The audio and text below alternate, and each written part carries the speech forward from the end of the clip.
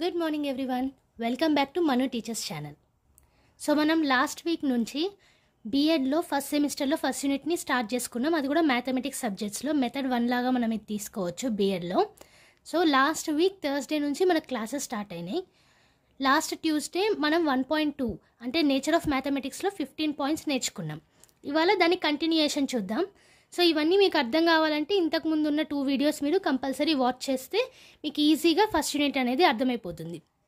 ముఖ్యంగా nature of mathematics దీన్ని compulsory చూడండి. ఎందుకు అంటారా, ఇది ఇంపార్టెంట్ క్వశ్చన్ మనకి ఎగ్జామ్లో వస్తుంది.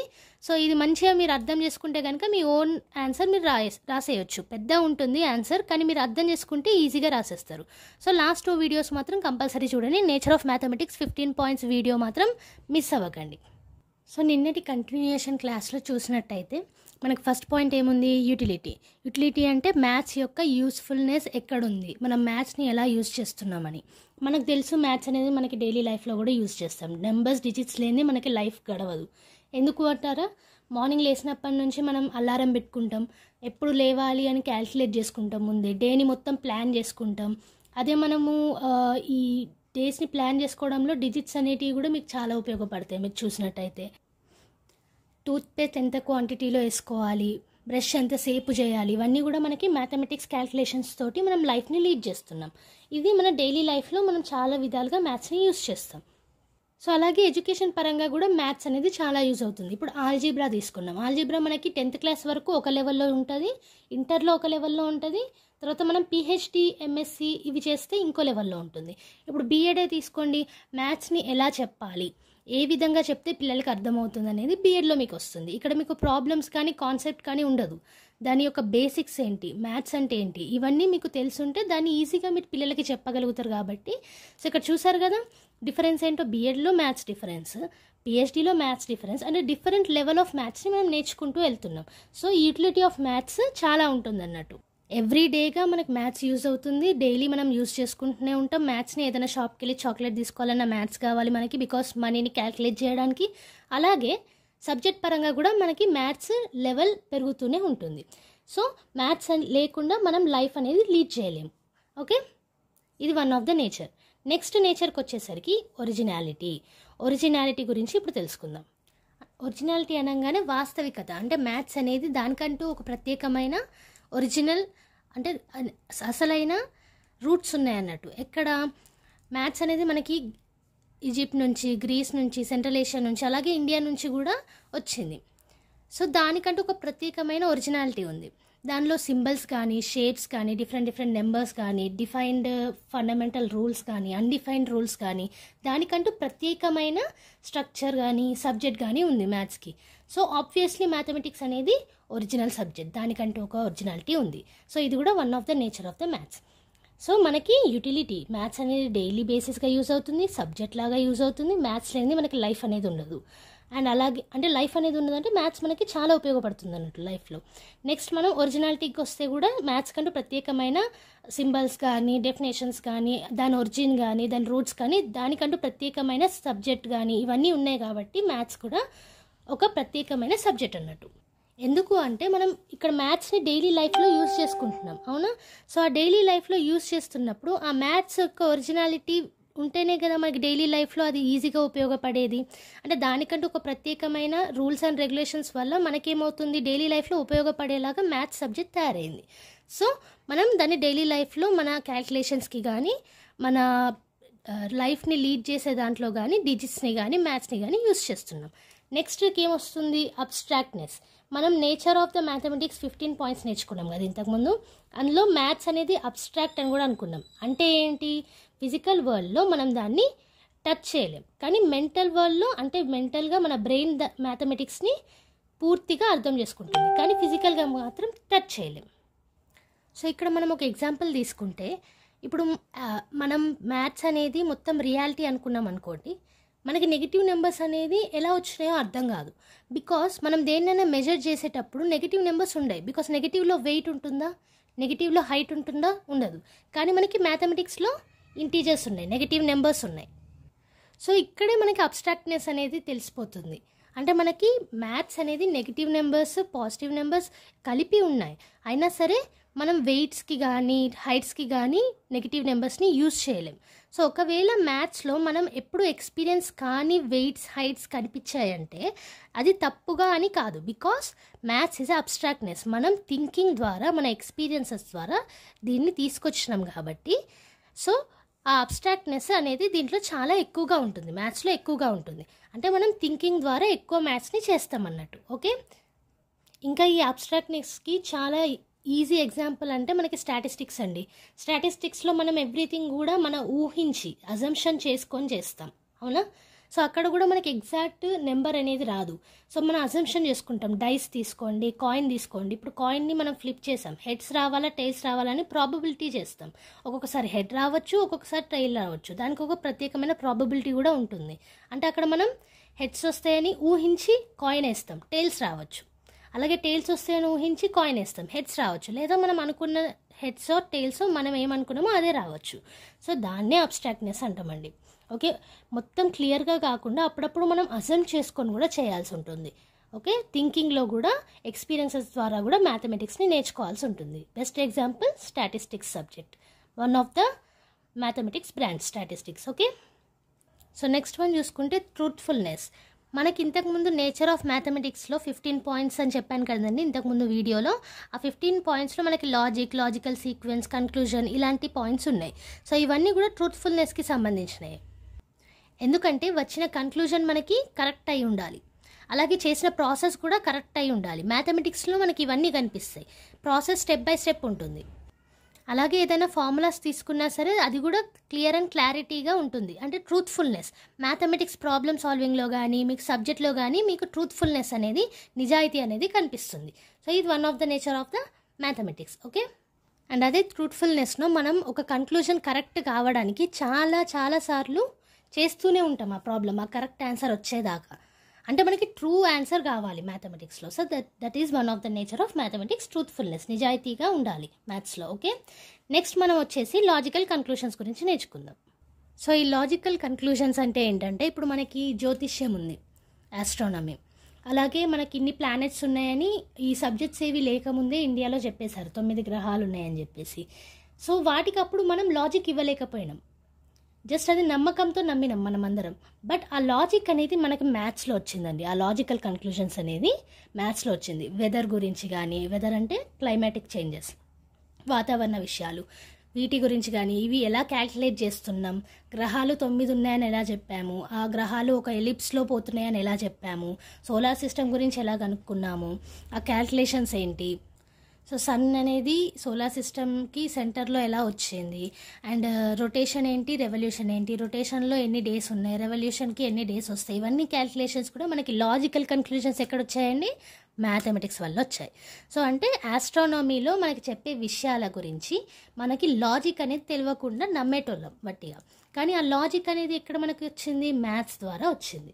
ఓకే, దాన్నే లాజికల్ కన్క్లూషన్స్ అంటారు. అండ్ నెక్స్ట్ వన్ ఏంటి, nature of verification. So mathematics అంటేనే మనకి లాజికల్ కన్క్లూషన్స్ వస్తాయి, అది వెరిఫికేషన్ ద్వారా వస్తాయి, అండ్ అవి సరైనవి ఉండాలి, అంటే ట్రూత్ఫుల్నెస్ ఉండాలి మనకు వచ్చే ఆన్సర్లో. సో ఇక్కడ అవే మెన్షన్ చేశారు, nature of verification, logical conclusions and ఇంతకుముందు ట్రూత్ఫుల్నెస్. ఓకే, ఇవన్నీ ఇంటర్ రిలేటెడ్ ఉంటాయి. సో వెరిఫికేషన్ అంటే ఏం లేదండి, మనకు వచ్చిన ఆన్సర్ కరెక్టా కాదా. మన మ్యాథ్స్లో ఎప్పుడూ అంతే కదా, ఇప్పుడు మనకి సపోజ్ నేను నిన్న క్లాస్లో చెప్పిన ఎగ్జాంపులే 5 + 2 = 7 అన్నాం. సో అది కరెక్టా కాదా అని మనం టీచర్ని అడుగుతాం ఒకసారి, లేదా బుక్స్లో ఉన్నాయనుకోండి, మనకి రిఫరెన్స్ బుక్స్ ఉన్నాయనుకోండి, చూసుకుంటాం ఒకసారి, వెరిఫై చేసుకుంటాం మనం చేసింది కరెక్టా కాదా అని. సో మ్యాథ్స్లో చాలా important, verification is totally important to get true answer. Okay, సరైన ఆన్సర్ రావడానికి వెరిఫికేషన్ అనేది చాలా ఇంపార్టెంట్ మ్యాథ్స్లో. సో నెక్స్ట్ ఏం ఇచ్చారు, aesthetics and coexistence of provision. అంటే మనకి ఎస్థెటిక్స్ అంటే బ్యూటీ ఆఫ్ మ్యాథమెటిక్స్ అండి, మ్యాథమెటిక్స్లో ఉన్న అందం. సో మనకి డౌట్ రావచ్చు, మ్యాథమెటిక్స్ అంటే సింబల్స్, నెంబర్స్ ఇవి ఉంటాయి కదా, దీంట్లో అందం ఏముంటుంది, బ్యూటీ ఏముంటుంది అని. కానీ మీరు గమనించండి, మనకి నవోదయ కాంపిటేటివ్ ఎగ్జామ్స్లో కానీ లేకపోతే వేరే కాంపిటేటివ్ ఎగ్జామ్స్లో కానీ డిఫరెంట్ సింబల్స్ ఇస్తారు మనకి. అంటే పేపర్ని ఫోల్డ్ చేస్తే ఎలాంటి ఫిగర్ వస్తుంది, ఎలాంటి డయాగ్రామ్ వస్తుంది, అలాగే ఒక డయాగ్రామ్ ఇచ్చి దానికి తగ్గట్టు ఏ డయాగ్రామ్లో మీకు కనిపిస్తుంది మనకి ఇచ్చిన డయాగ్రామ్ అనేసి అక్కడ, లేకపోతే వెన్ డయాగ్రామ్స్ తీసుకొని ఎంత బ్యూటిఫుల్గా మనకి ఎవ్రీ ఇన్ఫర్మేషన్ ఇస్తాయి. పై డయాగ్రామ్, చార్ట్స్, బార్ గ్రాఫ్స్, ఇవన్నీ కూడా బ్యూటీ ఆఫ్ ద మ్యాథమెటిక్స్ అండి. చాలా మంచి మంచి ఏమంటారు మన రిప్రజెంటేషన్ ఇస్తాయి అన్నట్టు, ఈ గ్రాఫ్స్ కానీ, ఈ సింబల్స్ కానీ, డయాగ్రామ్స్ కానీ.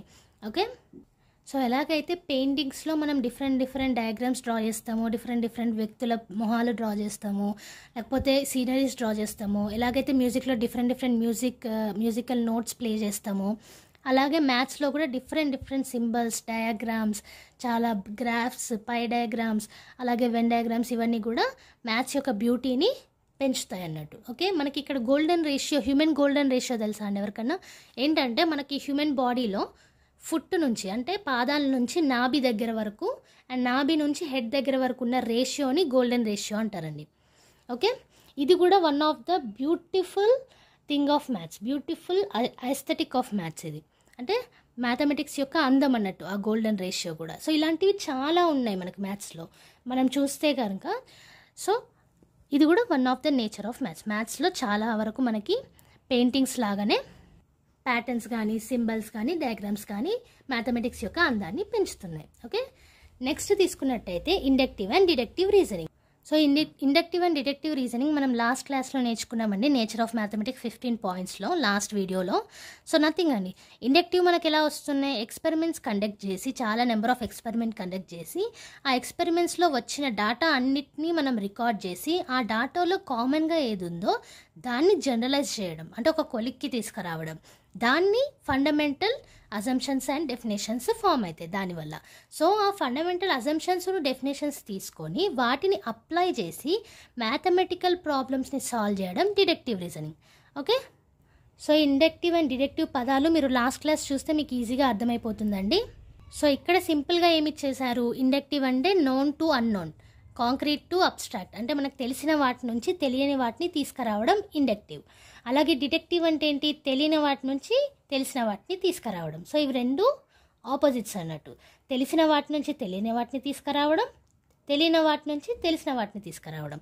అండ్ ఇవి రెండు ఇంటర్ రిలేటెడ్ కూడా ఉంటాయి, opposite and inter related. Okay, so inductive and deductive process మనకి చాలా యూజ్ అవుతుందండి మ్యాథమెటిక్స్ క్లాస్ చెప్పేటప్పుడు. మనం ఈ మెథడ్స్ కూడా యూజ్ చేస్తాం, అది ఫర్దర్ క్లాసెస్లో మనకు వస్తుంది.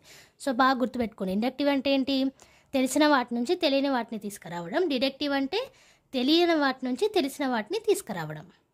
అండ్ ఈ పదాల గురించి మీకు ఈజీగా లాస్ట్ వీడియో చూస్తే అర్థమైపోతుంది.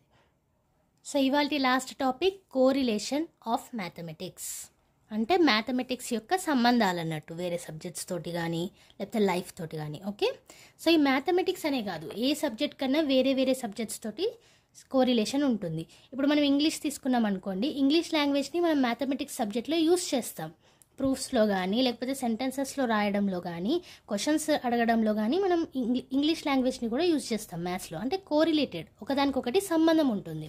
అలాగే మ్యాథ్స్ మనకి కెమిస్ట్రీలో యూజ్ అవుతుంది, బయాలజికల్ సైన్సెస్లో కనిపిస్తుంది, సోషల్లో కనిపిస్తుంది, వేరే డిఫరెంట్ సబ్జెక్ట్స్లో మనకి మ్యాథ్స్ అనేది డిజిట్స్ ఫామ్లో కానీ, ఫార్ములాస్ ఫామ్లో కానీ, ఎక్స్ప్రెషన్స్ ఫామ్లో కానీ మనకి మ్యాథమెటిక్స్ అనేది కనిపిస్తుంది. అంటే అలా ఇండైరెక్ట్గా ఆర్ డైరెక్ట్గా కోరిలేట్ అవుతూనే ఉంటుంది మ్యాథమెటిక్స్ వేరే సబ్జెక్ట్స్ తోటి. ఓకే, సో ఈ కోరిలేషన్ వల్ల ఏంటంటే మ్యాథ్స్ని చెప్పడంలో ఈజీ అవుతుంది. మనం రియల్ లైఫ్ ఎగ్జాంపుల్స్ ఇవ్వచ్చు. కొంతమందికి మ్యాథ్స్ అనేది హార్డ్ సబ్జెక్ట్ కావచ్చు, సో వేరే సబ్జెక్ట్ తోటి దాన్ని రిలేట్ చేసి కూడా చెప్పవచ్చు because of the correlation. So టీచర్స్కి కోరిలేషన్ ఆఫ్ ద మ్యాథమెటిక్స్ వచ్చింది అనుకోండి, యాజ్ అ టీచర్స్ మనకి అంటే మ్యాథ్స్ని వేరే సిచ్యువేషన్స్ తోటి వేరే కొత్త పద్ధతులతోటి ఎలా కోరిలేట్ చేయాలని మనకు వచ్చింది అనుకోండి, యాజ్ అ టీచర్స్ మనం మ్యాథ్స్ని పిల్లలకి ఈజీగా టీచ్ చేయగలుగుతాం అన్నట్టు. ఓకే, సో ఇక్కడ కోరిలేషన్ అనగానే మనకి ఏం తెలవాలి, నాలెడ్జ్ మొత్తం ఎవ్రీథింగ్ ఒకటే, బట్ మనం సబ్జెక్ట్ వైజ్గా డివైడ్ చేసుకొని చదువుకుంటున్నాం. సో ప్రతి ఒక్క నాలెడ్జ్ అంతా ఒకటే కాబట్టి ఎవ్రీ లాంగ్వేజ్ కానీ ఎవ్రీ సబ్జెక్ట్ కానీ ఒకదానికొకటి కోరిలేట్ అవుతూ ఉంటుంది. సో అది మెయిన్ కాన్సెప్ట్ ఆఫ్ కోరిలేషన్. అలాగే కోరిలేషన్ ఆఫ్ మ్యాథమెటిక్స్ అంటే ఏంటి, మ్యాథమెటిక్స్ వేరే సబ్జెక్ట్స్ తోటి లేదా లైఫ్ తోటి ఎలా సంబంధం ఉందనేసి మనం కోరిలేషన్ ఆఫ్ మ్యాథమెటిక్స్లో చదువుకుంటాం. Okay, so next uses of correlation ద్వారా మనకి ఏమేమి ఉపయోగాలు ఉన్నాయనేసి చూద్దాం. సో కోరిలేషన్ అంటే ఇంతకుముందే నేను చెప్పినట్టు మొత్తం నాలెడ్జ్ అంతా ఒకటే అన్న జ్ఞానాన్ని మనకి కోరిలేషన్ ఇస్తుంది. అంటే సబ్జెక్ట్స్ మధ్య సంబంధాలు ఏంటి ఇవన్నీ మనం తెలుసుకుంటే నాలెడ్జ్ మొత్తం ఒకటే అనేది స్టూడెంట్స్కి ఈజీగా అర్థమవుతుంది కోరిలేషన్ వల్ల. అలాగే ఒక్కొక్క సబ్జెక్ట్ మధ్యలో సంబంధం తెలిస్తే ఒక సబ్జెక్ట్ని ఇంకో సబ్జెక్ట్ మీద అప్లై చేయడానికి కూడా స్టూడెంట్స్ ముందుకు వస్తారు. అలాగే డిఫరెంట్గా ఆలోచించడం, వైడ్ అండ్ లెవెల్ అంటే పెద్ద లెవెల్లో ఆలోచించడం, మ్యాథమెటిక్స్ని ఫిజిక్స్లో ఎలా కోరిలేట్ చేయడం, అంటే ఫిజిక్స్లో ఎలా ఉపయోగించుకోవడం, ఇలాంటివన్నీ కూడా మనకి కోరిలేషన్ నేర్పిస్తుంది. అలాగే మనకి మ్యాథమెటిక్స్ యొక్క బ్యూటీ ఏంటి, లేకపోతే వేరే వేరే సబ్జెక్ట్స్ యొక్క బ్యూటీ ఏంటి, అందం ఏంటి, వాటి మధ్యలో సంబంధాలు ఏంటి, ఇవన్నీ కూడా కోరిలేషన్ ద్వారా తెలుస్తుంది. అలాగే స్టూడెంట్ తన లోపల ఉన్న నాలెడ్జ్ మొత్తాన్ని కూడా ట్రాన్స్ఫర్ చేయడానికి కూడా కోరిలేషన్ అనేది చాలా ఈజీగా ఉపయోగపడుతుంది. సో అలాగే కోరిలేషన్ తోటి మనకి బెటర్ అండర్స్టాండింగ్ అవుతుంది, అలాగే ఇంట్రెస్ట్ పెరుగుతుంది సబ్జెక్ట్ మీద, అలాగే ఎఫెక్టివ్నెస్ లెర్నింగ్ ఉంటుంది సబ్జెక్ట్ మీద. సో ఇవన్నీ కూడా యూజెస్ ఆఫ్ కోరిలేషన్లో వస్తాయి. అంటే ఒక సబ్జెక్ట్ని ఈజీగా అర్థం చేసుకోవడానికి, దానిలో వైడ్ అప్లికేషన్ చేయడానికి, ఏ సబ్జెక్ట్ తోటి ఏ రిలేషన్ ఉందని చూడడానికి, ఇవన్నిటికీ కూడా కోరిలేషన్ అనేది మనకు చాలా బాగా ఉపయోగపడుతుంది స్టూడెంట్స్కి కూడా. ఓకే, అండ్ టీచర్స్గా మనం కోరిలేషన్ గురించి, సంబంధాల గురించి ఈజీగా తెలుసుకున్నాం అనుకోండి ఒక సబ్జెక్ట్కి, మనం వేరే వేరే ఎగ్జాంపుల్స్ ఇచ్చుకుంటా మ్యాథ్స్ని ఈజీగా అర్థమయ్యేలా చేయగలుగుతాం. ఓకే, సో నెక్స్ట్ వచ్చే క్లాస్లో మనం టైప్స్ ఆఫ్ కోరిలేషన్ గురించి నేర్చుకుంటాం. అది 4 టైప్స్ ఉంది మనకి types of correlation. So next నేను అప్లోడ్ చేసే వీడియోలో మనం ఇది మొత్తం నేర్చేసుకుంటాం. దాంతో మనకి 1.2 నేచర్ ఆఫ్ మ్యాథమెటిక్స్ కంప్లీట్ అయిపోతుంది. సో ఇవాళ మనం ఏమేమి నేర్చుకున్నామో ఒకసారి రీక్యాప్ చూద్దాం. ఇవాళ మనం యూటిలిటీ ఆఫ్ మ్యాథమెటిక్స్ అంటే యూజర్స్, మ్యాథ్స్ ఎలా యూజ్ అవుతుందో నేర్చుకున్నాం, మ్యాథ్స్ యొక్క ఒరిజినాలిటీ నేర్చుకున్నాం, దానిలో అబ్స్ట్రాక్ట్నెస్ అంటే ఎలా మనము మ్యాథ్స్ని మైండ్లోనే కాన్సెప్ట్స్ అన్నీ అర్థం చేసుకొని చేస్తామో నేర్చుకున్నాం, దాని యొక్క ట్రూత్ఫుల్నెస్, మ్యాథ్స్లో ఎంత ట్రూత్ఫుల్ ఆన్సర్స్ ఉంటాయి అండ్ ట్రూ ఆన్సర్స్ మాత్రమే ఎలా తీసుకుంటాం అది అలాగే ఆన్సర్స్ అనే వాటికి లాజికల్ కంక్లూజన్స్ అయితే, అంటే వాటికి లాజిక్ అనేది కంపల్సరీ అప్లై అవుతుందని నేర్చుకున్నాం, లాజిక్ అంటే ఏంటో నేర్చుకున్నాం, అండ్ వెరిఫికేషన్ ఏంటో నేర్చుకున్నాం, కంక్లూజన్స్. అలాగే మ్యాథ్స్ యొక్క బ్యూటీ ఏంటి అది కూడా ఇవాళ క్లాస్లో మనం నేర్చుకున్నాం. సో అలాగే ఇండక్టివ్ అంటే ఏంటి, డిడక్టివ్ అంటే ఏంటి నేర్చుకున్నాం, కోరిలేషన్ ఆఫ్ మ్యాథమెటిక్స్ అంటే ఏంటి నేర్చుకున్నాం, అండ్ ఈ కోరిలేషన్ ఆఫ్ మ్యాథమెటిక్స్ వల్ల మనకు కలిగే యూజెస్ ఏంటి కూడా ఇవాళ క్లాస్లో చూసాం. సో ఎక్కడ కూడా మీకు ఎక్స్ప్లెనేషన్ అర్థం కాకపోతే మళ్ళీ ఒకసారి వీడియోని వెనక్కని చూడండి. 2-3 టైమ్స్ వింటే మీకు ఈజీగా అర్థమైపోతుంది. థియరీ పార్ట్ కాబట్టి మనకి ప్రాబ్లమ్స్ అలవాటు కాబట్టి థియరీ పార్ట్ కొంచెం కష్టంగా ఉంటుంది కాబట్టి 2-3 టైమ్స్ ఈ వీడియోని చూస్తే మీకు ఈజీగా అర్థమైపోతుంది. అలాగే ఈ కోరిలేషన్లో 4 టైప్స్ ఉంటాయి. ఆ టైప్స్ ఏంటనేసి నెక్స్ట్ క్లాస్లో అప్లోడ్ చేసిన వీడియోలో మనకి ఈజీగా అర్థమైపోతుంది. దాంతో 1.2 నేచర్ ఆఫ్ మ్యాథమెటిక్స్ కంప్లీట్ అయిపోతుంది. Okay, so every unit complete అయిన తర్వాత మీకు ఇంపార్టెంట్ క్వశ్చన్స్ అనేటిది కూడా నేను సపరేట్ వీడియోలా చేసి మీకు పీడిఎఫ్స్ కూడా ప్రొవైడ్ చేస్తాను. ఇవాళ క్లాస్ యొక్క మొత్తం నోట్స్ కూడా మీకు పీడిఎఫ్ ఫార్మాట్లో డిస్క్రిప్షన్ బాక్స్లో అండ్ కామెంట్ సెక్షన్లో ఉంటుంది. అండ్ మీకు ఏ డౌట్స్ ఉన్నా సరే నాకు కామెంట్ సెక్షన్లో మెన్షన్ చేయండి. అలాగే ఇవాళ నోటిఫికేషన్ షౌట్అవుట్ సునీత గారు అండి. సునీత గారు చాలా థ్యాంక్స్ అండి. నా ఛానల్కి సబ్స్క్రైబ్ చేశారు, అలాగే బెల్ ఐకాన్ ప్రెస్ చేశారు.